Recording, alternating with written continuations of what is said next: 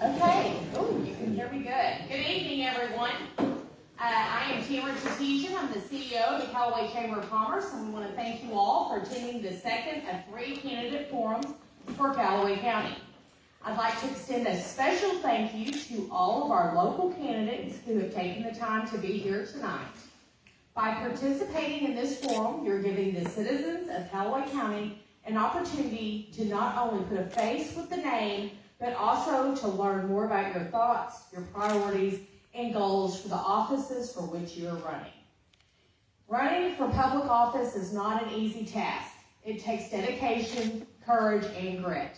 And I am very encouraged to see so many individuals willing to serve their communities, whether at the city, county, state, or federal level.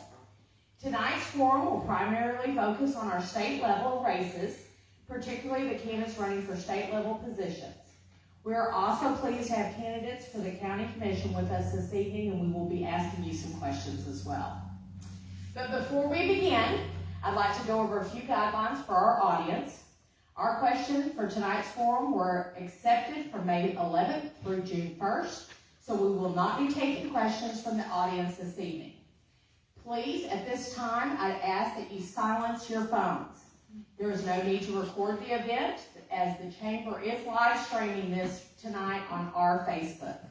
This will allow those that could not attend to watch live or view the recording afterwards. We also ask that everyone remain respectful throughout the event. Please do not interrupt while candidates are speaking. If you need to take a phone call, please wait until the current candidate has finished speaking before quietly leaving the room to minimize distractions. Anyone who becomes disruptive may be asked to leave. The candidates are on a timed question, and so we need to make sure that we're very respectful of that time that they are given, or we'll have to start the clock over. So thank you in advance for your cooperation and for showing respect to all of these candidates and the fellow attendees. For our candidates, we will begin with opening statements. Each candidate will receive 5 minutes to introduce themselves and share why they are seeking office. This time will be monitored, and when the buzzer sounds, your time has concluded, so we can move to the next candidate. You should be able to see the timer right over there by Avery, and so she's setting the clock, so whenever it begins, that will be your time.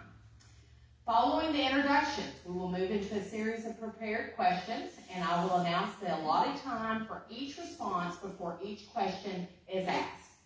As with the opening statement, the buzzer will signal when your time has expired. To ensure fairness, we will rotate the order of responses so that each candidate can answer first during different questions. To ensure tonight's discussion covers a broad range of issues important to our community, we ask that you focus on the questions that are asked. Thank you again to our candidates for your willingness to serve, and to everyone in attendance for being here tonight. So we're going to get started. So at this time, each candidate will receive 5 minutes for their opening statements, and we're going to start right down here with Clay. Thank you, Tamara. First of all, as a lifelong resident of Callaway County, and almost all of that time here in Laws, I sincerely appreciate the Chamber putting us on this map up here. Very much appreciate it. Sometimes citizens up north feel like they get left out, and I've heard that they appreciate being on this Chamber tour. So, for those few of you I do not know, my name is Clay Chisholm, again, lifelong Callaway County resident, most of it up north here, a proud graduate of North Callaway R1 School District. My wife Jennifer here, she's a graduate of North Callaway as well, or both of our kids are here. As you know, I did 23 years at the Sheriff's Office, the last 7.5 or so as Sheriff. In the last 2 years, I've worked as the Program Administrator here for the City of Laws, and I also work in the private sector as well. My reasoning for running for Presiding Commissioner is not fancy. It's really, really simple. No fancy slogans, nothing like that. I believe in public service. The day I came out of college, back in 2000, I had a choice to make. I could go to the private sector, where I make some really good money, or I could return, or I could come home serve the community, which is what I've done, and I look forward to doing it again. I think there's a lot of misconceptions out there as what the role of the county commission is. Primarily, the budget. The everyday job of the county commission is controlling the county's budget, short-term and long-term, making sure that budget is stable, it's fluid, and if there's ever a downturn in the economy, which it happens, I mean, the economy's a roller coaster, we all know that. We have to make sure the county's always prepared for a downturn, that we can continue the services that need to be offered to the community. What are those services? I think it all boils down to three main functions. That's public safety, public health, and public infrastructure. I believe in a limited government. I believe if the government takes care of what it is supposed to take care of, the free market can take care of itself from there. When the government gets involved, usually it comes with red tape, bureaucracy, politics, and unneeded expense to the taxpayers. So I do believe in a limited government. I believe if the commission takes care of what the county should take care of it, the rest of it take care of itself. I'm big on property rights. Very hot topic up here in North Callaway County.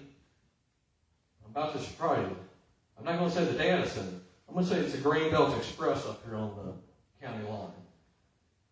10 years ago, if you asked me if I ever thought I'd see the day that a private property owner could use eminent domain to steal the property of another private property owner, I would say you got to be kidding. That's not what eminent domain was ever designed for. Eminent domain was there to be very limited, mainly for transportation issues, take care of a dangerous intersection, something along those lines. We literally have farmers up here north getting their land stolen by a private utility. I just do not stand for that. As a county commissioner, I will never sign any type of letter of support, any type of agreement, anything that supports such an issue. I believe in private property rights. Again, government should take care of what it's responsible for. Let the citizens take care of the rest. I sure appreciate your vote. And I tell everybody, even if you're not going to vote for me, please still go vote. Go vote. Even if you're going to not vote for me, I really want you to vote. It's really shameful how many people do not vote. It's a privilege. We have it really good by the chance we can go to we have it really good by the fact we can go to the ballot and mark that box. Obviously on August 4th, I would appreciate you circle my box, but if you don't, please still go vote. Thank you very much.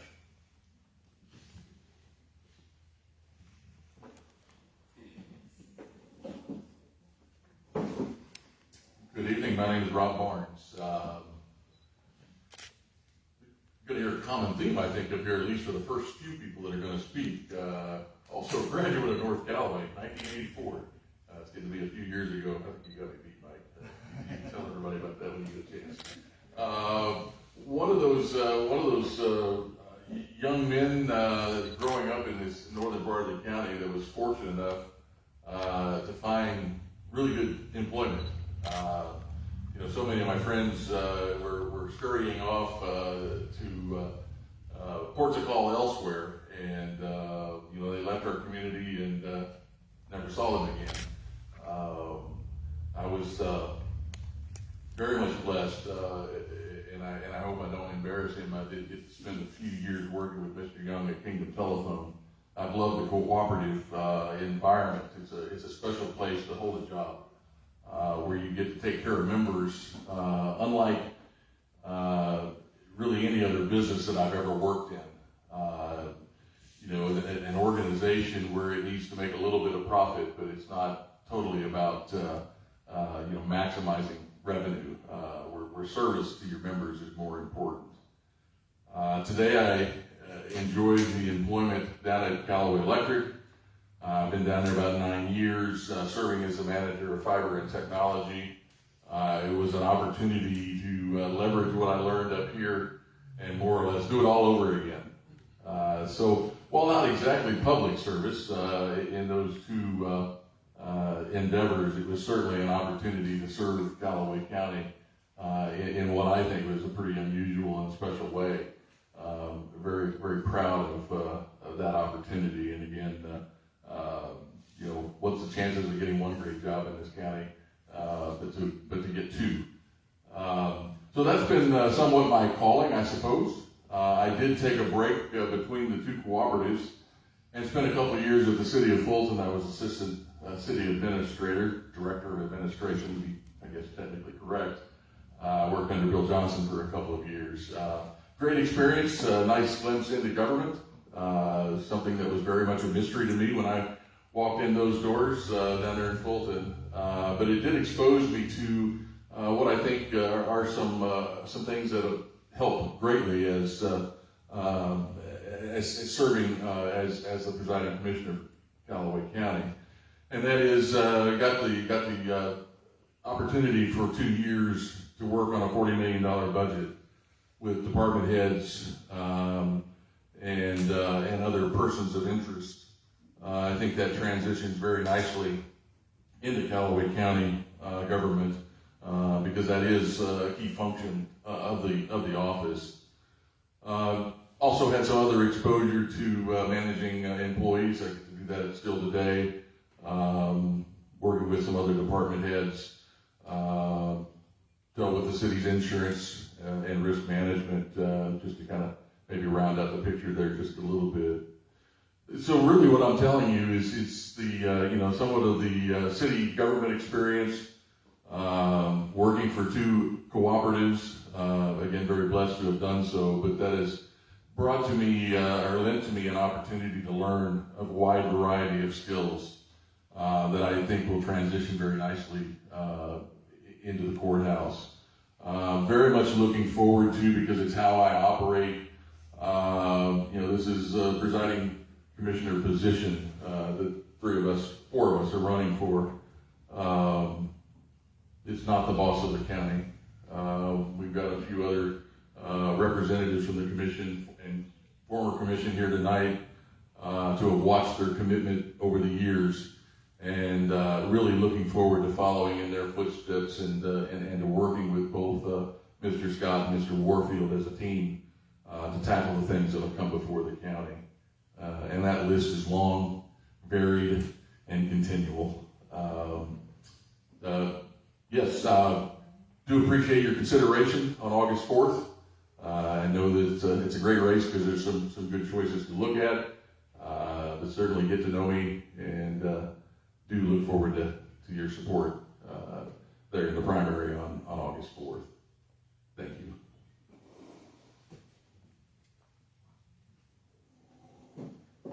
We'll start with a poem.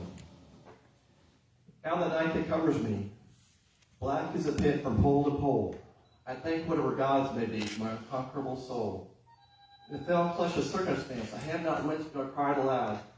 Under the bludgeoning of chance, my head is bloody but unbowed. Beyond this place of wrath and tears looms but the horror of the shade, and yet the menace of the years find and shall find me unafraid.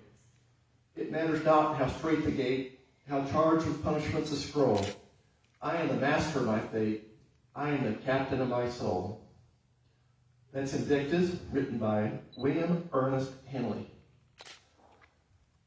America's most essential, agriculture is America's most essential industry. And I do possess a Bachelor of Science degree from the University of Missouri in agriculture. My name is Mike Connor. I'm from Aballs, Missouri, and I'm running for presiding commissioner of Callaway County. My late father, John Connor, was Eastern District Commissioner back in the late 80s. And the consensus was, he's a good man. Well, I'm a good man, like father, like son. My priorities include updating aged infrastructure, addressing county health and social needs, and keeping a close eye on Callaway County's agricultural business economy. Callaway County is a hub of global history, scenic outdoor escapes, and small town charm. Vibrant local shopping. I'll say it again, we had vibrant local shopping. I primarily plan on backing local businesses, engaging in workforce development, and basically keeping things going as smooth as possible by volunteering for local non-for-profits and local civic groups. Presently, I'm a very active member in the Rotary Club of Fulton. I've met so many good people in that organization already. We just had our annual banquet, and the fellowship and the food we shared has been just unreal. It's a great organization. Direct involvement not only addresses community needs, but it also strengthens Callaway County's community, Callaway County's economy, and Callaway County's set of values. Basically, what I want to do here is make a difference in this county as your presiding commissioner. I look forward to your support on the 4th of August in the primary, and then once again on the second week of November, Super Tuesday. Once again, my name is Mike Connor. I'm running for presiding commissioner of Callaway County, and I appreciate your support and your vote. Thank you.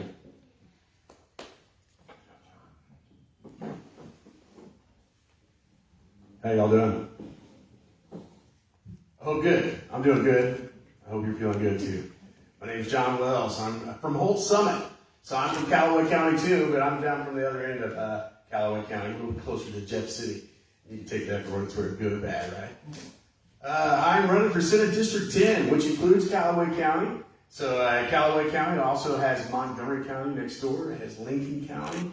It includes Pike County. And we also have a little sliver of St. Charles County in this district, which is Winsville. So all of that area is in the district that I'm running to represent in the Missouri Senate. The Senate's a very important job. We've got a couple of House representative candidates here tonight that we're going to hear from. The House is where a lot of that legislation starts, and then it makes its way over to the Senate, where we have some final tweaks, and hopefully we can pass it there before it goes back and eventually gets signed by the governor. So it's an essential part of the whole process of crafting legislation for our state. I'm hoping to represent you, the people, because I think that that's what's been sorely missed in Jefferson City over the last couple decades. So a little bit about me. I'm originally from Columbia. I'm a lifelong Missourian. My father was a public school administrator, and he was from the state of Arkansas. But when he got an opportunity to move to Columbia, Missouri, he picked up his family and did it. And luckily, I was one of the only siblings in my family that was born in the state of Missouri. So I grew up in Columbia, spent most of my time there. I have 2 degrees from the University of Missouri, Mizzou, in Columbia. I started out with a bachelor's degree in communications, and I spent most of my career working in state government in Jefferson City, doing communications. And then in 2008, I got a master's degree in public administration. So the state has some great programs, and I was able to take advantage of one of those programs and go back to school while I was a state employee, and I got a master's in public administration. Working in state government, that's a good thing. So I have about 30 years of experience in state government. During that time, I worked for the Missouri Lottery. The first 22 years of my career, I was a communications specialist with the lottery, but we were partnered with the Department of Education in the Jefferson building, and we did video for most everybody in state government. We did the State of the State address every year. I did uplinks for 5 different governors and got them on national news on a regular basis. From there, I moved around a little bit. I went to the University of Missouri system, where I spent a year. Welcomed President Troy when he was the new president back then. After that, I spent a year traveling around the state, teaching state employees about retirement, working for the Missouri State Employee Retirement System. And last year, I taught digital marketing at State Technical College of Missouri in Lynn. It's my first time teaching college. It was an awful lot of fun. I really did enjoy it. And 5 years before that, I worked for the Missouri House of Representatives. So for about 5 years, I did all the video streaming and live video coming out of the House chamber in the Missouri House. So I've been around government a little bit. I've seen a few things. And I got to tell you, what I've seen in my time in state government is a lot of politicians who come to Jefferson City and think that they know better than us and try to overturn the will of the people while they're there. We're seeing a little bit of that this fall when we've got 2 amendments on this ballot in August. Amendments 4 and Amendments 5, which are pretty much bad deals for Missouri. And that's what we've been getting out of our representation in Jeff City. So I'm here to offer you an alternative. I promise to work for the people. In my time in state government, one of the things that I saw repeatedly was the state motto: the welfare of the people be the supreme law. What we do in Jefferson City is supposed to be taking care of the people. We're supposed to be working for you. And so that's what I want to do. Hopefully you'll trust me with your vote this fall and send me to the Senate, where I can help craft legislation that is meant to bolster and improve our lives. Not the lives of the wealthiest Missourians, not the lives of the best people. All of us, the citizens of Missouri, deserve representation, and I hope I can do that for you. Again, my name is John Wells. You can learn more about me on my website, oldcommonsense.com. Follow me on Facebook at Wells for Missouri, and I hope that I have more conversations with you in the future. Thanks for your time.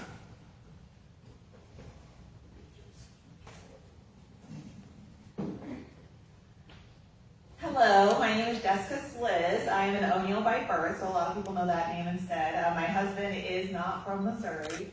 Unlike the rest of everyone graduating from North Callaway, my father graduated from North Callaway, but I graduated from South Callaway. Go Bulldogs. So I graduated in 09, if that makes y'all. Yeah. So I'm running for office because I believe that our representatives should work for the people, not just a specific party, gender, race, etc. We need to work for all the people of Callaway County. Callaway County is at its heart a farming rural community. We have children that stay here and grow up here and continue to live here. My family has been here for over 150 years in Callaway County. We were here when the nuke plant came in, so I have stories from people that were here when that happened and how better deals could have been made, but the worst deals weren't made. And so we kind of got by a little okay with that. Now we're looking at other corporations coming in and wanting to take farmland or buy farmland. I believe our representatives should be the ones standing there when these corporations come knocking at the door, asking those hard questions, making sure rules and regulations are in place to protect our water, our electricity, our environment, and our hunting and fishing land.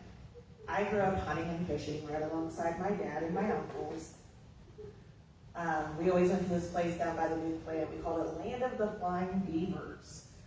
You actually kind of came out with a cliff overhead, and the beavers would jump, and it looked like they were flying. And at 10 years old, I really thought beavers could fly, and it was awesome. But now, a lot of that property is being flattened for solar panels. Now, I'm not about going against energy, because we all use it. We have phones, tablets, TVs. We need that, but we need to ensure that it's being generated clean and efficiently. We need to ensure that people will be able to switch on a light switch at a hospital and have electricity, that oxygen can continue to work when you plug it into the wall to charge it, because not all those machines are just a bottle you turn on. You have concentrators. I worked in a hospital for many years. I worked in pharmacy. I was the one who would go up to critically ill patients' rooms, and I would teach them how to do their insulin. I would teach them when to take their medication and how to take their medication. I sat there with their family members and I held their hands. It wasn't an easy job, but it was a job that had to be done. And I always showed up and gave grace to the individuals, and also I ensured that their integrity stayed intact. And we have an aging population here in Callaway County, and we need to ensure that we have health care available, not just an ambulance, but actual urgent care available for the people in this community. Included in that is elderly care or nursing homes. We need to ensure that nursing homes are being regulated and they're being paid for appropriately. Health care is something that everyone should be able to obtain when they go into a nursing home. We need to make these things attainable and reachable when our older individuals are retiring into these lifestyles. So my name is Jessica O'Neill Sliss. I'm running for House District 49. I do believe in property rights, but I also believe we need to protect our natural resources so that our kids, my son, can go out and go deer hunting this fall with his grandfather. And that we have these resources for future generations. Because this isn't Silicon Valley. This is Callaway County. And I'm proud of it. Thank you.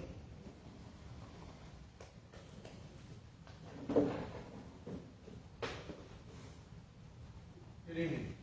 My name is Jim Schulte, and for the past 4 years, it's been my honor to be the state representative from District 49, which is primarily Callaway County, south of Interstate 70.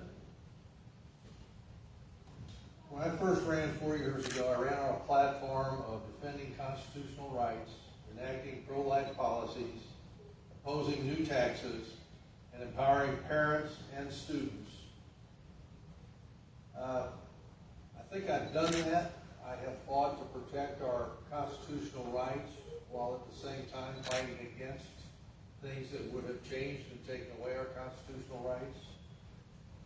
I've helped enact pro-life policies.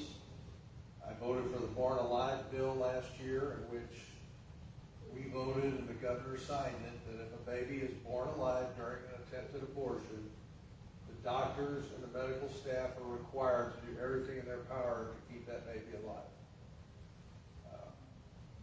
I also voted against any transgender boys playing in girls' sports, taking showers in girls' showers, or using girls' bathrooms. I think it's wrong, and that bill was passed 2 years ago. This was a renewal on sunshine. I've opposed new taxes. We lowered the state budget last year by $4 billion. We've lowered it every year since I've been there. It's hard to manage or track it sometimes, but we have been steadily decreasing it. We've also lowered income tax. It's gone from 6% down to 4.7% is the current rate, and we hope to get it to 4.5 the next session. I also voted to empower parents and students. I supported school choice. I supported charter schools. But I also voted for the largest teacher pay raise in the history of Missouri. And we increased funding for public schools by $800 million last year. We increased funding for school transportation so that it was fully funded. It was a year before last, excuse me. I support veterans and law enforcement. I co-sponsored the anti-trafficking bill, which stops child and sex trafficking in the state. I've served on 4 committees. I was the vice chair of crime.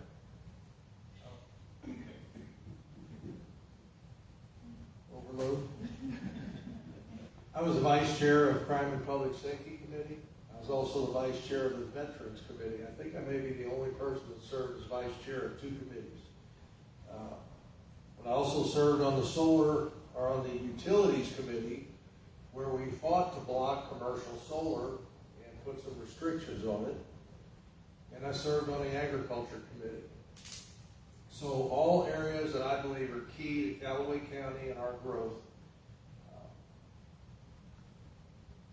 Part of my platform and what helped me stay focused was the fabric of my decision-making process revolved around duty, honor, and country. And then I asked myself, is it legal, is it moral, and is it ethical? I look at what's best for Callaway County first, and then the rest of the state of Missouri. If it's good for the whole state and doesn't hurt Callaway County, I'll probably support it. If it's going to hurt Callaway County, I will fight for everyone in this county. That's the platform I've run on. But while I'm here, I want to say one other thing. This is the 3rd time Jessica and I have run against each other. And I want to commend her. We have never had a hateful word, a bad meme, snarky remarks. It's been respectful. It's been honorable, and it's really comes down to a philosophical difference between the Republican platform and the Democrat platform. That's really what it is. We don't hate each other. We don't dislike each other. Usually I get a pretty good hug out of the deal. But I'm really, I think that's what Callaway County has come to expect out of their candidates. I really do. And I look forward to that continued relationship, and we'll work together to make this place a better place for everyone. Thank you.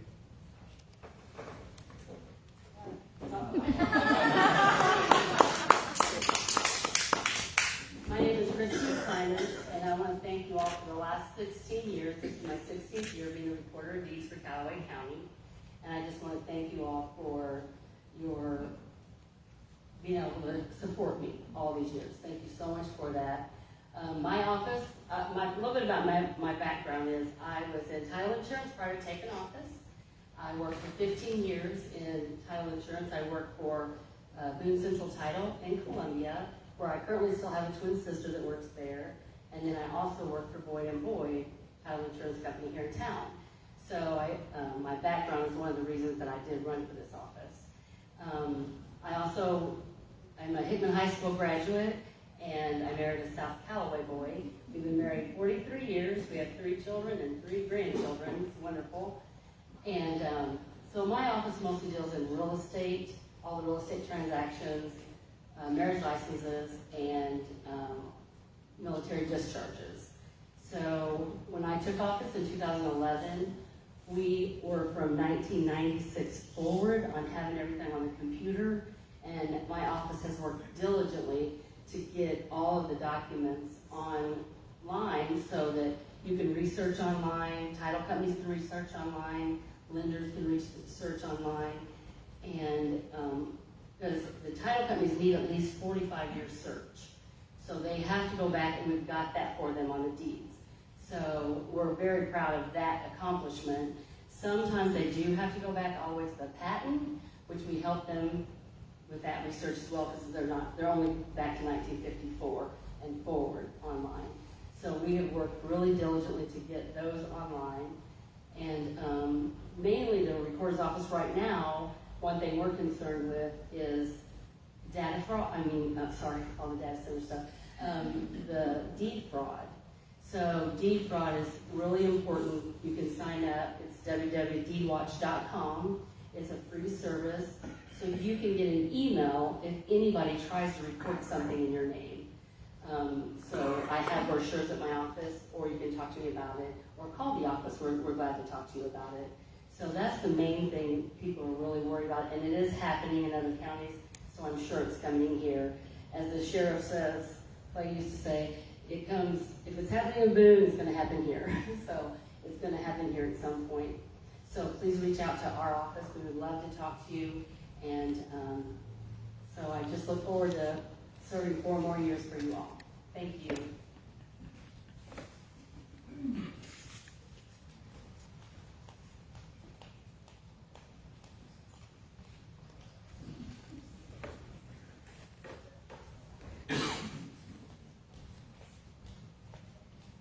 Okay, Avery, if you don't mind turning it to a 2-minute timer. She's working on it.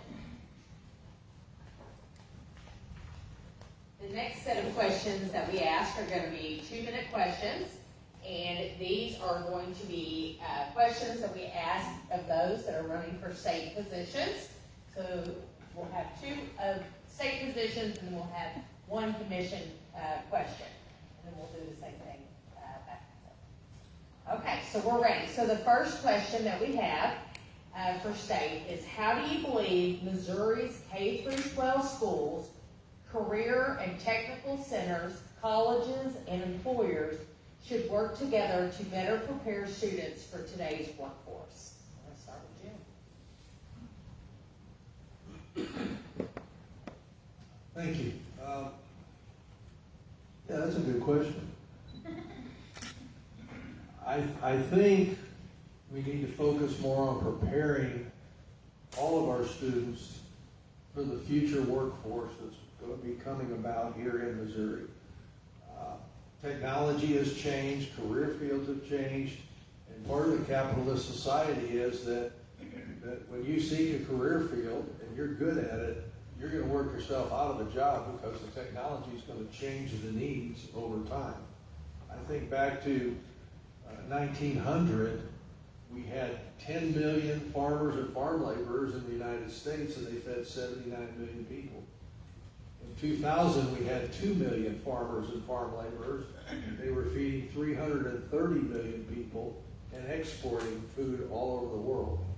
So the technology has changed, the equipment has changed, and we need a workforce that is geared towards the requirements we have to do that. So it's not, the services and goods are not farmed out to other countries. We need a platform where people keep up with the technology. In order to do that, our grade school kids need to know how to read. They go to school first, second, and third grade to learn how to read, and from fourth grade on, they read to learn. So if they cannot read at a third grade level when they come out of the third grade, they're going to be in trouble the rest of their school career. We need to focus on the fundamentals and get back to that. That extends all the way through the rest of the education process. Not everybody needs a college degree and a four-year degree. When I attended a symposium a couple weeks ago, the professor or the president of Ozark Technical College, can I finish?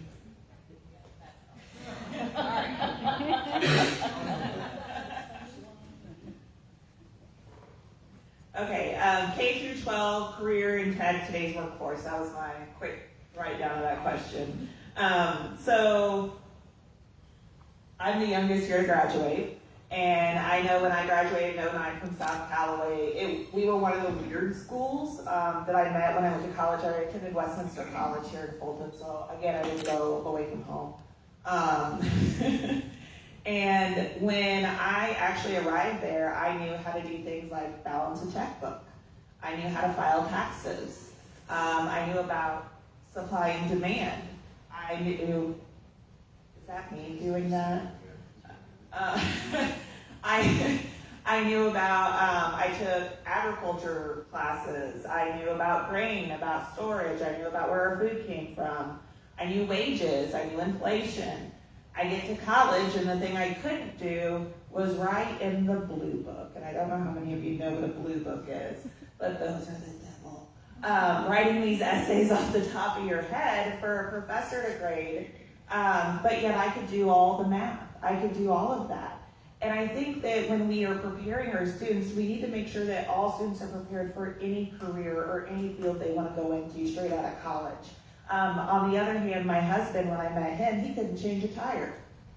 He knew about the stock market, but he went to school in Texas. And I thought that was so weird. So here I knew actual tangible skills when he didn't. And I think across Callaway County in Missouri, we need to make sure our students are taught life skills in school so that when they choose to go to a college, a tech school, or straight into the workforce, they are prepared to live on their own. Right. So I think education in Southern Missouri's done pretty well. It used to be Missouri was well known for having one of the best public education systems in the United States, right?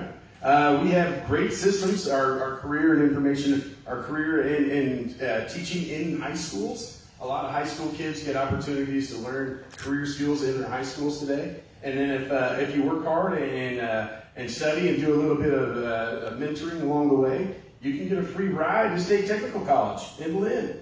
Go down there and get 2 years of education before if you want to go on to a 4-year degree, that's great too. Where you need people all across the spectrum to do all types of jobs. You know, sometimes people can graduate from high school and go start doing a career right away. Sometimes they need a couple more years in a tech school. And I think that's great. We're training lots of excellent students in Lynn. They're coming out there and they're getting great jobs right out of school. But then there's 4-year degrees too, you know, and the University of Missouri, the University of Missouri State. We've got a lot of great colleges around the state. So I think we're doing a pretty good job of training our students and preparing them for for skills after school. What we need to do better is focus on making our education system the best in the United States again, right? We've slipped a few panels, and now I think even Mississippi has risen their reading levels above all other states recently, you know, which just shows if you focus on something and concentrate and try to do better, you can. Even our states that were failing in the past are doing better today. Because if you focus on education and you try to do better, you will. So I think Missouri's doing really good here. There's lots of good opportunities for Missouri students. We just need to keep doing it right. Thank you. Okay, thank you. So our next question for the state is, many of the challenges facing our communities require cooperation between state and local governments. How would you work with other elected officials to achieve results for the people you represent?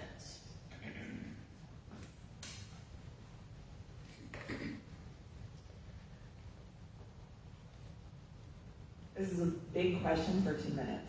So I'll try to get it down here. Basically, I think it's my watch maybe doing it, I don't know. So what we need to see is more cooperation, more open meetings, and more communication with the residents, more transparency. I think that at a state level and a county level, oftentimes we all get so busy doing our own thing that we forget about each other, and we forget that we're still working for our community here.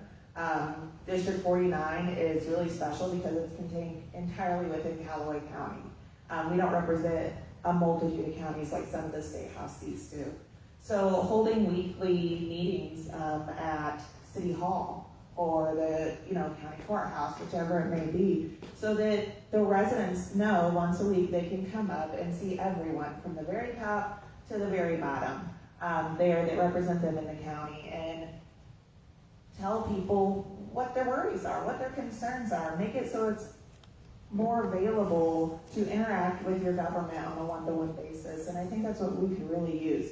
Open communication, not expect our citizens to go all the way to the Capitol just because we do live this close, but meet them where they're at. And that's really what we've got to do. This is bipartisan, this is really nonpartisan if you think about it. We're all residents here wanting the best for each other. So I think getting together, having times, showing people, we are here, and just really show up for each other and have that transparency, accountability, and be available at set times every week or monthly when it gets really busy. So I'd love to hear any other comments on that as well. All right, thank you. Collaboration is the name of the game, right? Working together, working with other folks. So we have to work with our House colleagues, whoever those people are. When you're talking about county, working with the county commissioners. One of the great things about running this race that I've learned so far is I've had to get out and travel a little bit. The Senate district is larger than just Callaway County. Right? It's 4 counties in another area, the St. Charles. And so I've been working with colleagues all across the state. There's several House candidates that are running for different positions in my district. I've been talking with friends up in Lincoln County now, and some friends in Pike County. I've met the St. Charles County Executive, David Viziano, who's running to be the county executive for St. Charles County, which is actually a really large county now, if you think about it, right? So outside of St. Louis, you always think about St. Louis, but there's a whole lot of people living really close to St. Louis. So there's about 2/3 of the state's population live in St. Louis and Kansas City, and then 1/3 of us that fill up the rest of the state, right? And we serve all the people. We're supposed to work with all the people, so that would be my goal, is to work with everybody up and down the board. So that means whether or not you work with the governor. I've been in state government for a long time, and I know that people in departments work together and how they work together. So that's a function of, normally it starts at the top, right? The governor starts it and works down from there, but everybody has to work together. So when there's an issue, and maybe when Jessica has a bill that she's trying to pass, then I'll work with her in the Senate to make sure that we get that legislation across the line. So working together is the name of the game, and I intend to do that in state government. My door will always be open. If you have issues that you want to bring before government, please come see me, and we'll try and take care of that. Thank you.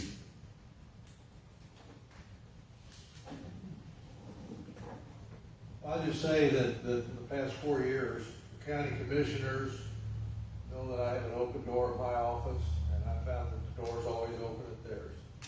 The previous commissioners and the current commissioners have been in my office a number of times, talking about potential legislation and things that affect Callaway County. And I go up to their office and talk to them about issues and things that are pending. Ultimately, all of us have the same goal, and that is to make Callaway County the best county in Missouri to live in. And we've worked together to do that. I'll also say, and just a little reference to your comment, the Democrats from over in Boone County and I have a good working relationship. We're in a super majority and they're a minority and they know it, but that doesn't mean we don't work with them or cooperate. They come to my office and said, I've got this bill, I can't get it anywhere because I have a D behind my name, would you sponsor it? And I've done that. And we've worked together and they co-sponsor and we've gotten some legislation through that way. So it's not as lopsided and hateful as it sometimes may seem about issues concerning education and property rights and things like that. There's only a couple of areas where we really are in stark opposition to each other, and that's the pro-life, pro-choice, and the Second Amendment. Other than that, most of the other things we get along real well on. But I will continue to do that and continue to work with our county commissioners and other officials in the county. If we get a legislative bill coming up, I have called the various offices at the courthouse and say, what's the impact on your office? And it has definitely impacted my vote. Okay, so now we're going to ask a commission question. So this question is, as presiding commissioner and in the county, how would you support existing businesses and encourage small business development?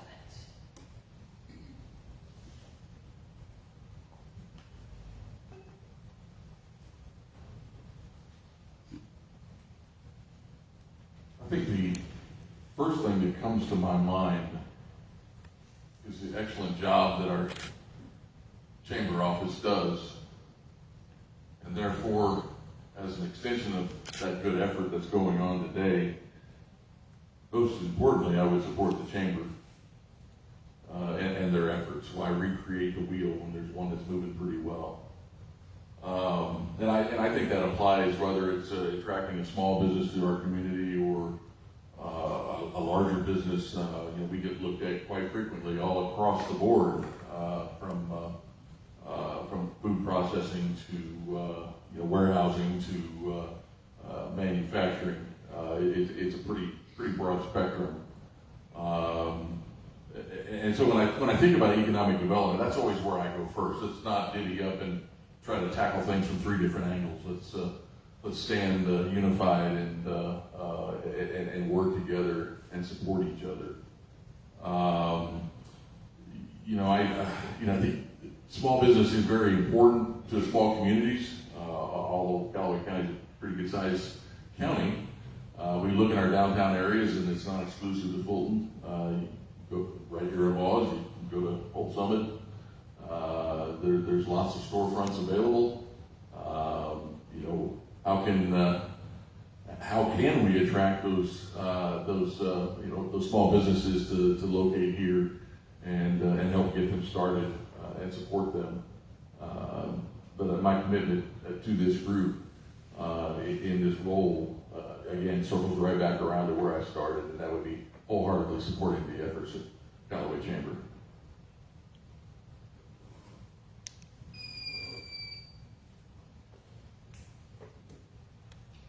I'd just like to start to say that, once again, that Callaway County's got a lot going for it. I mean, it's a perfect mix of global history, scenic outdoor escapes, and a small town charm. And as I mentioned, it has fantastic, vibrant local shopping. And I think when people come to Callaway County, they see that as our main points, and probably might help us recruit them a little bit too. But like I said, the shopping's great right now. We can accept more businesses in anytime they want to come this way. And basically, I said my impact would be supporting businesses in Callaway County and working on workforce development. And then finally, personally volunteering for non-for-profits and non-for-profit civic groups. And if they see that in me as a leadership person in Callaway County, I think it will do a great job persuading them to come to our county and open their small businesses. I think it's all up to us.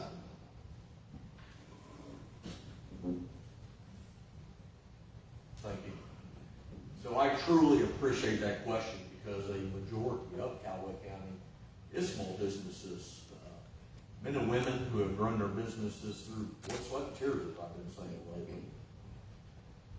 As far as the government, local government input, responsibilities, obviously, if we're going to promote businesses, they have to feel safe. We need to have good law enforcement in the county, which obviously I support. We need to have good infrastructure. We need to have the roads and bridges so they can access their businesses and their customers can too. I'm going to go a couple of steps further. We can't tax them to death. Small businesses have a hard time as it is now getting that bottom line to be where it should. We shouldn't be taxing our small businesses to death. We need to keep those taxes as low as we can. And we don't need unnecessary regulations. As I mentioned earlier, when you grow government, you grow the red tape, you grow the bureaucracy, and the problems it can cause. So again, if we, as a local government, do our part to support the small businesses, keep them safe, give them good access to infrastructure, don't tax them to death, so on, they can prosper. And then I'm going to revert back to something Mr. Barnes already mentioned, is it's very imperative to work with existing agencies. There's no need to recreate the wheel. Recreating the wheel is unnecessary expensive tax dollars. Through my role here in the Laws, I've already been working with the Department of Economic Development down in Jefferson City for some projects going here, and I would look forward to working with them to help promote businesses in Callaway County and put those business owners up with the resources that are out there. And if those resources are not out there, then I'd love to work with Representative Schulte, presumably I'd assume Representative Weber, and the next senator. Okay, so the next questions are for state. What should Missouri do to improve access to affordable higher education while ensuring graduates have the skills employers need?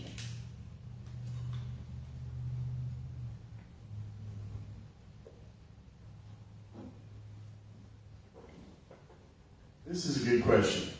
And I think we talk about education, and you have to kind of talk about higher education, and we hit a brick in higher ed, essentially, where it's getting cost prohibitive to go to college, right? I don't know if any of you have any kids that are in college, but it's pretty expensive these days to get kids through college. So there's issues there, and I think that we need to talk about that. One of the ways that we can do that is by expanding the Mo Scholarship program. The way that we created scholarships so that kids who mentor kids do the A+ scholarship, they get 2 free years at State Tech, right? We could expand that out. Actually, there's community colleges in the state, so they can go to other community colleges. But I think expanding that program is the best way to attack this problem, right? We're talking about expense of going to college. If students could get 2 years of community college out of the way via scholarship, that would help a lot of working families in Missouri see that they get those final 2 years and get a 4-year degree. So I think that's the best way to go at it. I would like to see a federal program where they expand college education so that more kids could get access to extended education. Maybe we push the high school education level to 21 or 22. We could build mentorship programs or apprenticeship programs where kids could get 2 years of education working under an apprentice or under a master. And that's another way we could expand education opportunities. Thank you.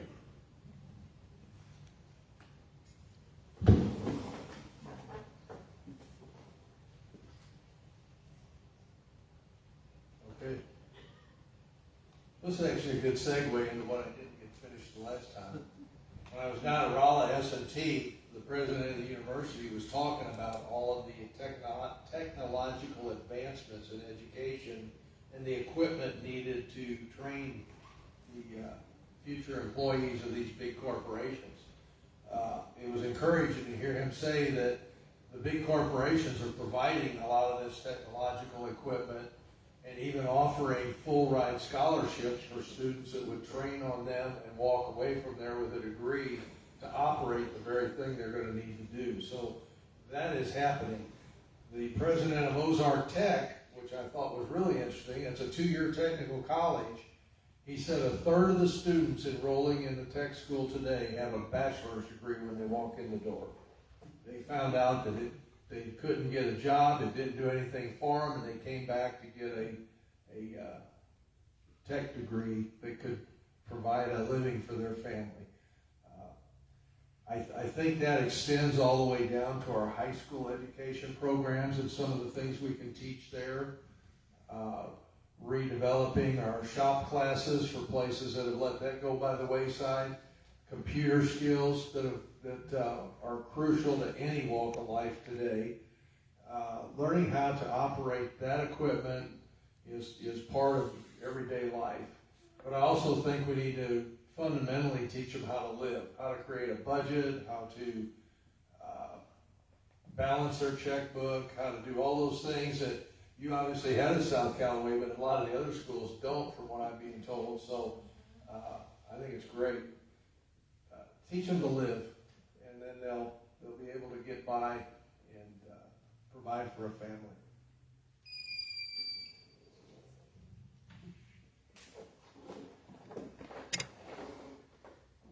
So there's a few things that would go into this. What is it that our employers want? We would need to figure that out first, and I believe that the chamber has been working on that.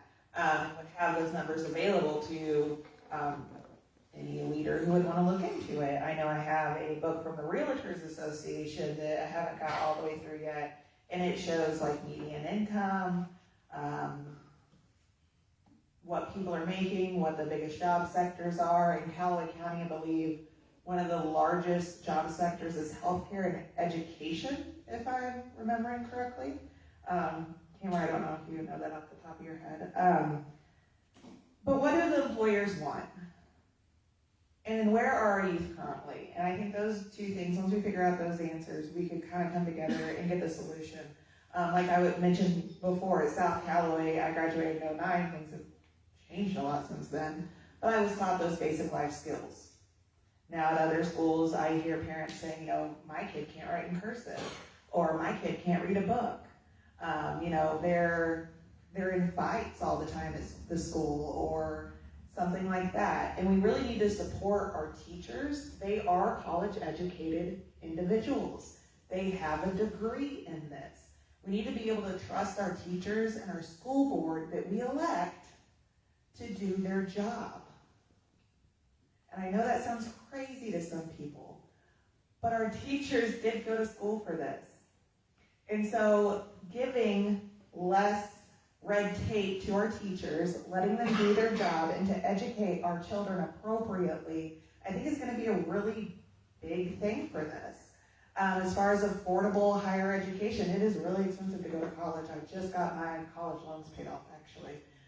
So yay me, but my husband is still paying on his. All right, another question for the state. Citizens expect open and accountable government. What specific steps would you take to improve transparency, communication, and public trust in your office? As I said earlier, my office is open. I've never turned down a phone call or a visit. And people are welcome to email me, call me, or come see me. And I will talk as frankly and openly as I can. Several things go on at that Capitol that happen, and people don't see it, they don't understand it. I get calls about not paying attention to the will of the people. Another example was the comment that was made about all the solar panels going in down in Ameren around the nuclear plant. What people don't realize is that the people of Missouri voted on an initiative petition years ago mandating that 15% of all power produced by the utility after 2021, 15% of all that power has to be green. So they have to have solar and wind. They had 1,000 acres there that they own, so that's why there's all those panels going in down there. Last year, we had Proposition A passed. People said, how dare you overturn the will of the people? We voted for that. What they didn't see was we had 7,700 small businesses in Missouri write to us and say, if you implement this, we will lose our business. If you implement mandatory vacation and sick leave with no restrictions, we will have to hire an employee just to track it and lay another employee off that's producing because we can't afford to do this. The little grocery store in Hams Prairie wrote me a letter. Said we're a fourth generation family-owned business. If this survives, we will close the store. We can't afford to remain open. So those are the kind of things we have to deal with. It's why when people want to talk about the initiative petition process, it's an important subject to talk about.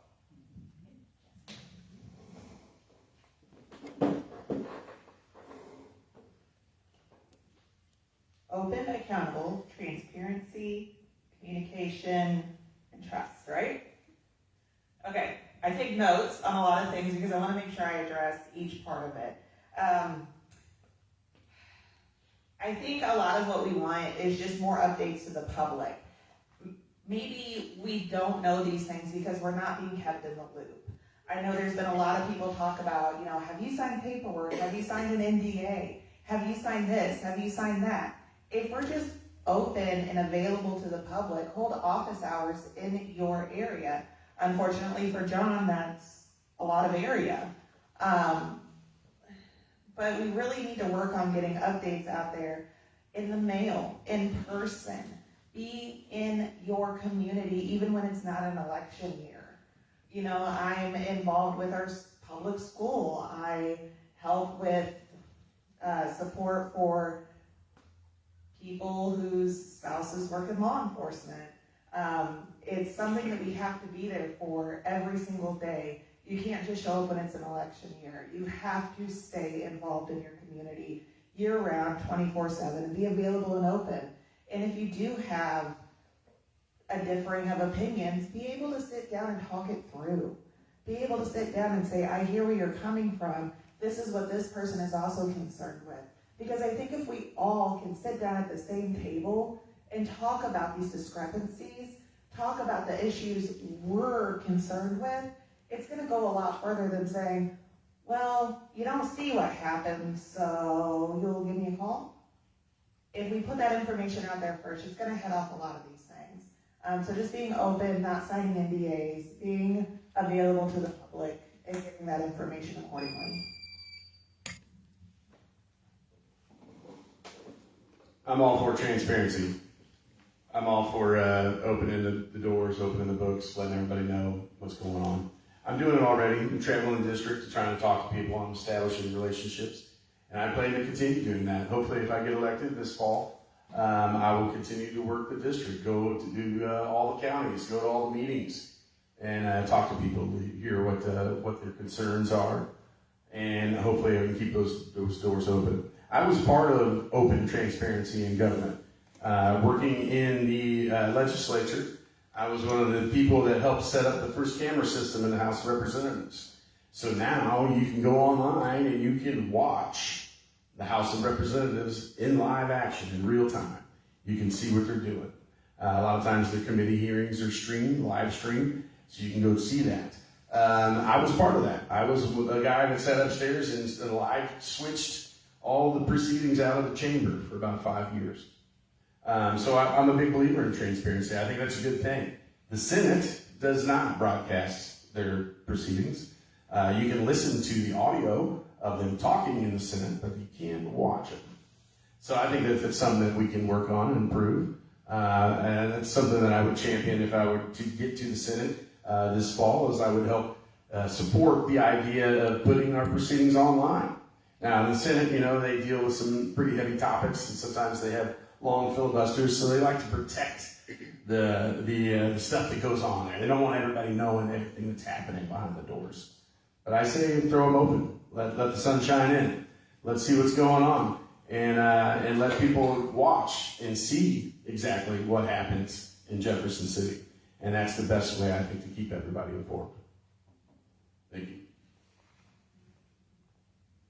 Okay, we're going back to the commission. So what should government do to ensure Missouri and Callaway County have a workforce that meets the needs of today's employers while creating opportunities for future generations?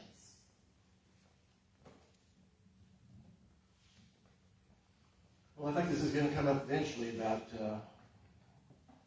our data centers. And I'm not completely convinced that's the right way to go. But whether or not we're ready, we start building it on November 1. After all the eminent domain's gone, all the good farmland, the noise situation, and all the water it's going to use. I did find out the water, it's only going to use like 20% of each other's household with water. But over a year's time, it will use a lot of water. And the noise problem will be just a hum. But I am concerned about the regulatory effect on our farmland, because it takes really good flat farmland that farmers have for years, and they just take it away from them. But as far as jobs, it's going to create 2,000 jobs right off the bat. We have anywhere from 51 to 90 data centers in Missouri right now.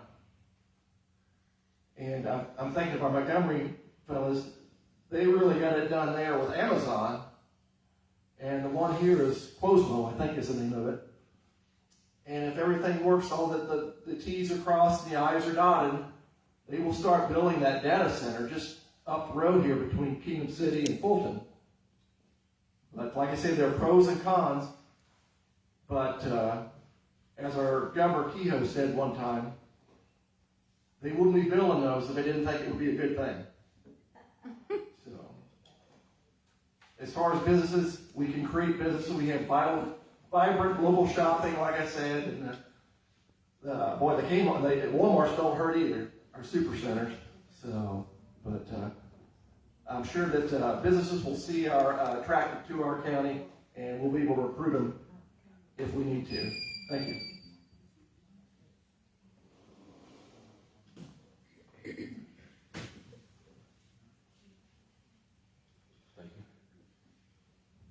So workforce development is obviously a very important topic moving forward.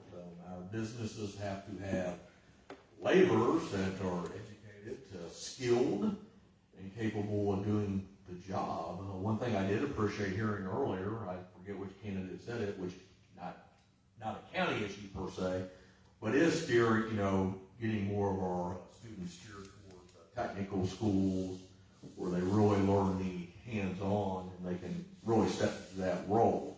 With all that being said, the county doesn't really have, they do not have an office or a department per se that handles workforce development. So again, to me, that's where the county needs to work with other agencies, whether they be local agencies, nonprofits, or state agencies, to see if there's something the county could support. And I don't mean necessarily financially. The county's not loaded with cash. And again, you have to take care of your core services.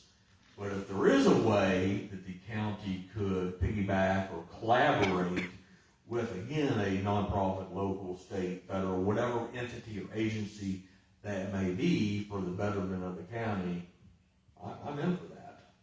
Thank you.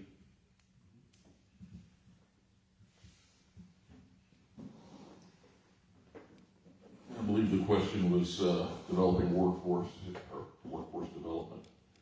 If I'm off base, well, I guess I'll just answer the wrong question. And I'm sure I don't get 7 minutes and 53 seconds to talk about this topic. No, you're good. I got you. You got it? Okay. You don't want me talking that long. How do you know what the needs of employers are? I suppose you ask them. That's probably a good place to start. And that's where Tamara keeps asking questions to help prop up or get compliments about the work that the chamber's already doing. But that is an important thing that I think they're pretty good at. You know, how can the commission help in that regard? Well, you know, while I said, you know, a unified front on economic development is the right approach, there's no reason conversations from a county commissioner and an employer can't happen as well. You know, I think once again relying on you know the good work of Tamara and the people at the chamber, that information is likely going to get funneled back towards them because you know they're very capable in that regard. You know, predicting the needs of the future in today's world, yeah, I'm not sure. I'm not sure that's an easy task. Maybe it was never an easy task. We know that you know historically in our community that there are a considerable number of welding jobs. You know, I don't think those are going anywhere anytime soon.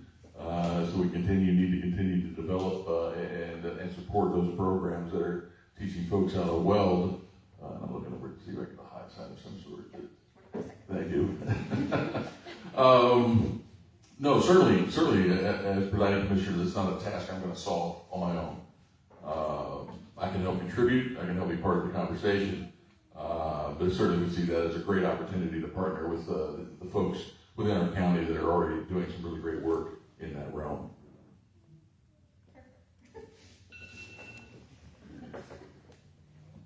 Okay, so can you set it to 1 minute? So we're going into the 1 minute questions. When we ask these questions, we're going to just pass the mic starting down here all the way down. Everyone here will answer this question. So, if you're elected, what will be your top priority? My top priority as presiding commissioner is getting a good grasp on the county budget and then short and long-term planning to ensure that we can continue the core services that the county offers. And again, I revert back to public safety, public health, public infrastructure. I have no desire to come in on day one and make some scene or anything like that. I look forward to working with Mr. Warfield, Mr. Scott, and all of the elected officials to collaborate and again come up with short-term and long-term planning to address the daily issues, the challenges, and whatever may come about that the county government is responsible for.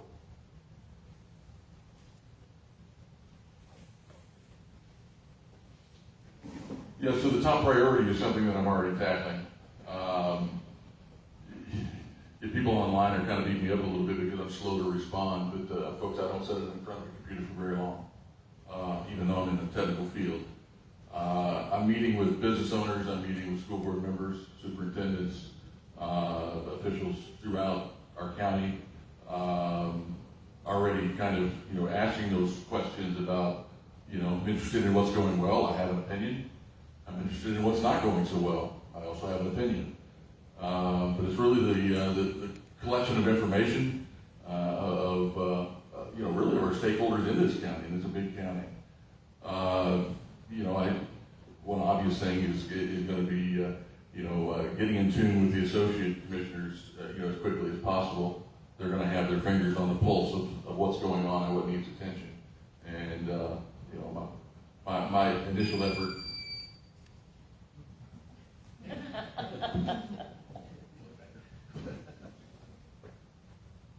Well, my priorities are the start out with updating our old infrastructure, roads and bridges. I mean, that's our main focus there. But I also want to address our county health is a big department here in Callaway. I toured that department just the other day with Amber. And a lot of people don't know that's part of Callaway County, but they look for us for leadership, you know, some of their decisions or grants and things out there. And the final thing I want to say is, I'll keep a close eye on the growth of Callaway County's agricultural and business economy, because I think that's where the focus needs to be. And I agree with Clay that I believe the budget is one of the biggest issues that the presiding commissioner will tackle. Thank you. Yeah. All right, so we're shifting to the state level now, right? Going from the county up to the state, and I tend to focus on three main things when I get to the state. The first is education. I think education is the most important mission of the state, and I intend to work, hopefully get assigned to an education committee, education budget, all the committees that deal with education, and work primarily on that. Second issue for rural Missouri, I think, is healthcare. And the third one is making sure we can spread fiber, cowbite all over the county. So I think if we provide those two things to rural Missouri, people want to live in rural Missouri. They just need access to good education, good healthcare, and access to the internet. And if you have those things, you can compete anywhere. So I think that's the focus for me when I get there: education, healthcare, internet.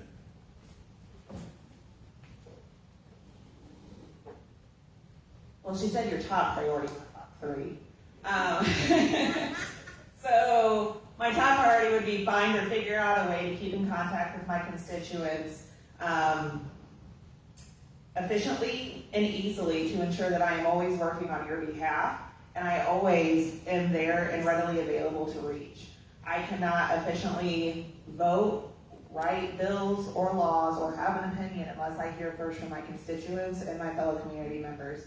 So that would really be the first thing I look for, is what is the easiest, quickest way to efficiently stay in contact with my constituents so I'm always fighting for their behalf.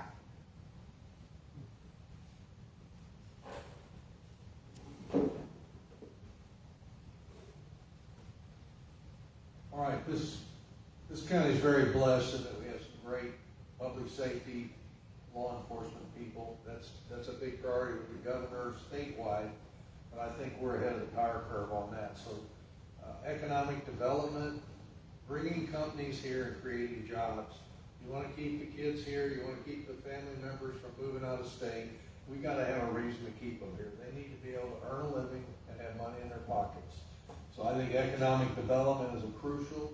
One of the things that's critical to that is every business that wants to come to Missouri, when they meet with the Chamber of Commerce, is, do you have enough electricity to power my company if I build it here? So we've got to focus on more power. We've got to focus on companies that will stay here and provide jobs for our people. And I think we're very blessed. We have a governor that's a successful businessman, and that helps.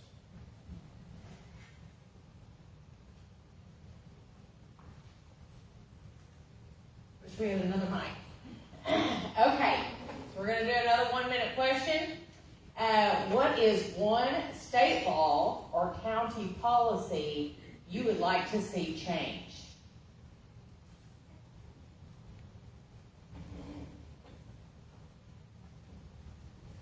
Wow. I think our amendments that are on the ballot right now are critical. Initiative petition and the income tax amendment that's on there. And I like to compare us to Tennessee. 15 years ago, Missouri was a mirror image of Tennessee. Same population, same demographics. Today, they have 1 million more people. Businesses are growing and thriving and moving, and Missourians are moving to Tennessee. They don't have an income tax. I think it weighs in far heavier with people than we give it credit, and I think we need to focus on getting that passed, and then leading to the growth and development of our businesses from there.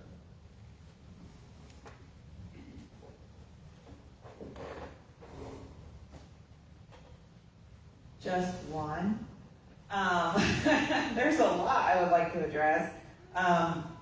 One was Senate Bill 149 that was back in 2016, and it gave municipalities the right to sell any property and exempt any data center from sales or use tax when they purchase, mortgage, or move into an area.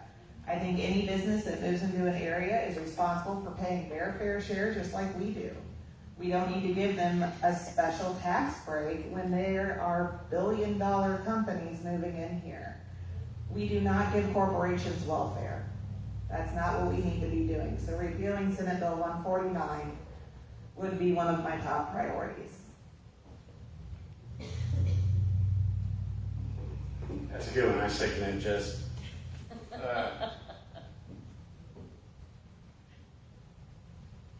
There's a lot of things that have happened over the last decade or so that I think that we should revisit.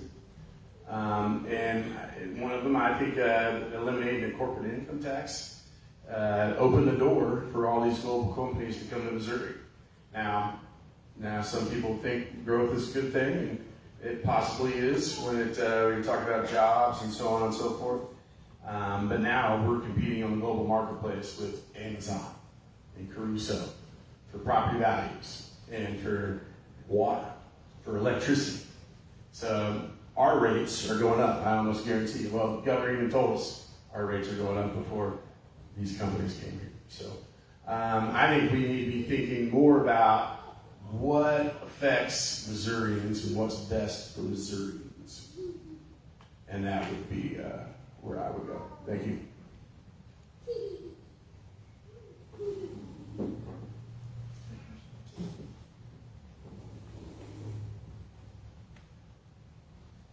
Well, I still think that there's a lot of pros and cons to certain issues here tonight. As far as the amendment, I would say something about the eminent domain law here in Missouri. It takes really good level farmland away from family farms. And I don't know if it needs to be ratified again or taken away, but we really need to look at some of our local values and like the income tax amendment 5. It's out there, and it'll be on the ballot on the 4th of August. But I think we really need to take a look at our eminent domain set up here in Missouri. Maybe for the benefit of taking the family farms.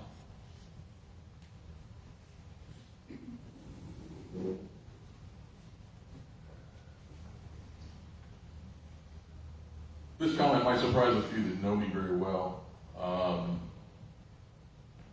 I've got a statement coming out here very shortly. It's beyond the scope of tonight's meeting, but I think people have beat me up a little bit not knowing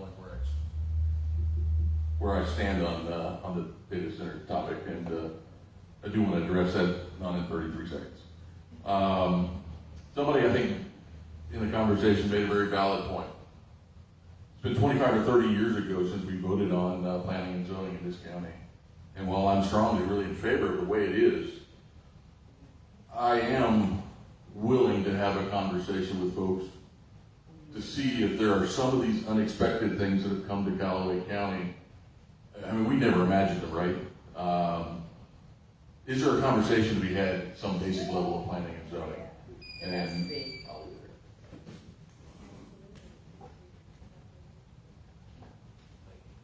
I'll talk real fast. On the state level, I would like to see more diligent truth in sentencing. So victims in crime in Callaway County are being told the truth as to the sentences the offenders are actually receiving on the state level. And I'm done with the state. I need to talk about the county. There's a misconception that the county controls all the office holders. I can't change policies of other elected officials. I can ask, ever, collaborate with Mr. Warfield and Mr. Scott on the commission level. Policy-wise, I would like to see more advanced notice of meetings so they can be more accessible to citizens to try to attend and be more informed. And I would like the commission to be more visible and have meetings outside the courthouse. Some other counties do that where they move meetings around to some of the municipalities and even some evening time meetings. Okay, so the last question in 1 minute. Tell voters why you are the best candidate for the position you are running for.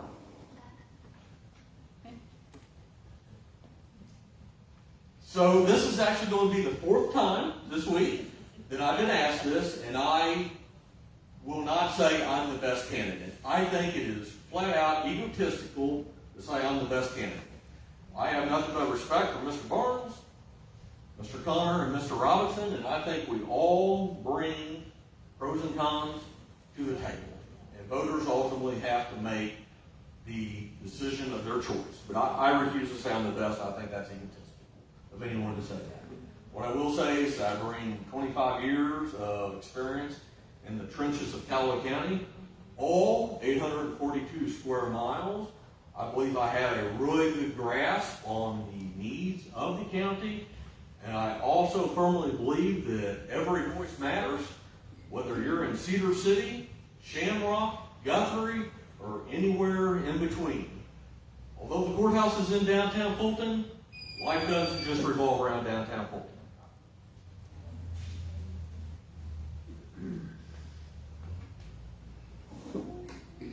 So I would bring to this position a considerable background in business, and I realize government is not the same as business. I think the approach that I've taken working for two cooperatives is pretty close to government. It's taking care of the members. That's what the focus has been in that environment. If you're looking for a presiding commissioner that's been out there, I didn't start necessarily mingling with the public April 1st. For years now, I've been in the community, community events or on boards, donate time, donate money, support community where I can, as much as I can. And, so I like engaging with the public and would never hide, even when the conversations get tough.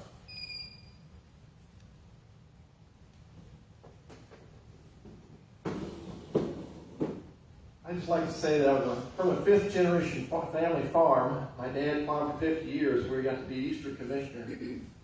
And he got the reputation of being a good guy in Callaway County. And like I say, I just like to follow that reputation myself, be a good guy. And like I said, like father, like son. But as far as the best, it's up to the voters to decide what to do in that situation. We've all got our differences in some of our views, but like they said, it may be a good thing everybody come out and see what the ballot looks like on voting day, and maybe make some decisions then. But as far as transparency and accountability, nobody's offered the word of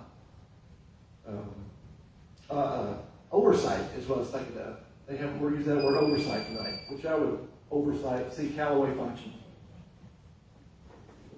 All right. So I have a primary candidate that ran against me in the Democratic Party. His name's Pablo John Los.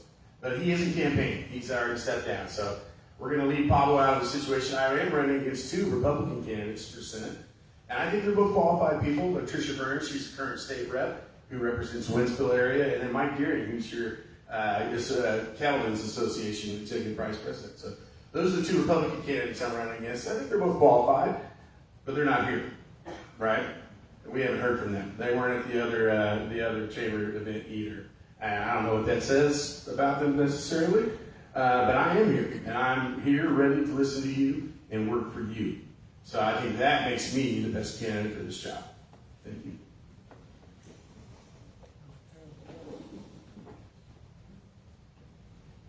As Clay said, we can't really say we're the best because that is egotistical. I am the only Democrat in the primary for the House District 49, and Jim is the only Republican on the ticket for House District 49.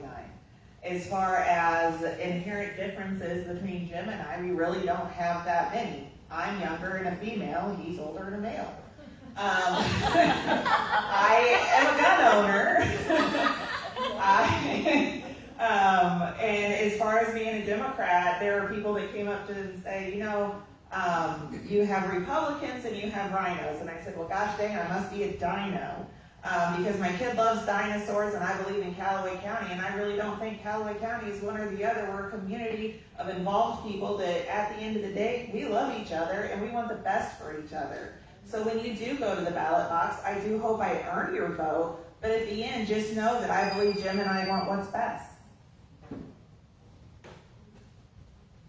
Thank you. I concur. Except the age part. I would just say, I've been a public servant all my adult life. I had 41 years of service in the Army Reserves National Guard. 27 of those, I was a full-time guardsman and rose to the highest enlisted rank in the Guard, serving for the Adjutant General. On the other side, I was a highway patrolman for 5 years. I've been a reserve deputy with the Sheriff's Department since 1980. I've been involved in volunteer work and serving this country and this county, state of Missouri, as I said, all my life. I'm a small business owner, cattle farmer, lifelong Missourian, proud husband, father, and grandfather, and I honestly believe I'm standing here today by the grace of God, and there's no other explanation for it, so thank you.